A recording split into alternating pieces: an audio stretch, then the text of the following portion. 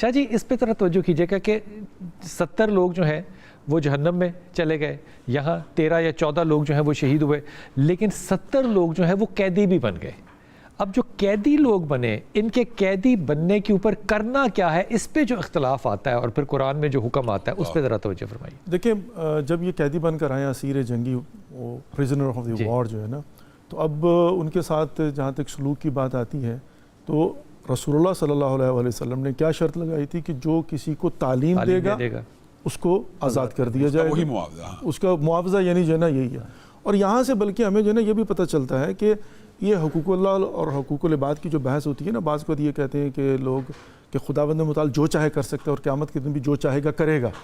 خدا جو چاہے کر سکتا ہے، لیکن ظاہر ہے عدل الہی کے بھی کچھ تقاضے ہیں، اس کو مطابق کرے گا۔ یہاں پر بھی جو ہے نا وہ ہم دیکھتے ہیں کہ غلامی اور کنیزی اس زمانے کے اندر اگر چاہتے تو اسلام کیا کرتا ہے کہ ایک ہی دن میں حکم جاری ہوتا ہے، ایگزیکٹو آرڈر، آج کے زمانے میں جیسے ہوتا ہے کہ دیٹس اٹ، آج کے بعد نہ کوئی غلام ہے نہ کوئی کنیز ہے، سب آزاد ہو۔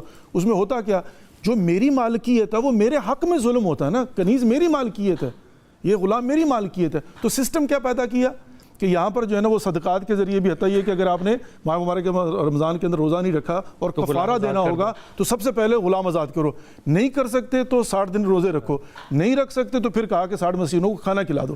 تو اللہ رب العزت نے سسٹم کیا کریٹ کیا کہ یہاں پر ایک پروسیجر بنا دیا۔ ختم کس کو کرنا تھا؟ اس غلامی کو اور کنیزی کو۔ تو یہاں پر بھی کہا کہ تم اسیر ہو گئے ہو، اب ظاہر ہے اسیر بنے ہو تو میرا کام ہے، میں چاہوں تو تم سے جو مرضی کام لے لوں۔ اب اگر وہ قتل بھی کیا جا سکتا ہے، قتل بھی کیا جا سکتا، میری مالکیت ہے نا، ما ملکت ہے نا، العبد وما فی یدہ مولا منافق ہے کہ وہ میری مالکیت میں آ گیا، بلکہ اس کے ساتھ جو بھی محلقات ہوں گے وہ بھی میرے ہیں۔ تو یہاں پر کیا کیا، کہا کہ تم تعلیم دو اور نکلتے بنو، صدقات کے ذریعے، خیرات کے ذریعے اس سسٹم کو کریٹ کر دیا۔ کیا بات۔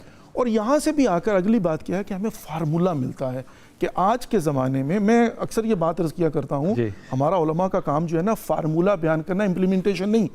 ٹی وی پر کسی بندے نے سوال کیا جی کہ میری 4 بیوی ہیں، میں 5ویں شادی کرنا چاہتا ہوں۔ وہ مفتی صاحب جو ہے نا ہاتھ جوڑ کے اللہ کا نام ہے، خدا کا نام ہے، یہ کہ بھائی تو کون ہوتا ہے؟ اسے سمپل سی بات بتا کہ 4 کی اجازت ہے، پہلی کو چھوڑ دے، عدت کے بعد 5ویں کر لے۔ وہ مقدمہ بنا کے لگے۔ اور کچھ اور خواتین میں نے دیکھا ٹی وی پر بیٹھ کر وہ لگی ہوئی ہیں، کس نے کہا ہے آپ کو جائز ہے، ضروری تھوڑی ہے۔ بھائی اللہ نے تو 2 سے شروع کیا ہے شادی کا، ایک کی تو بات ہی نہیں کی۔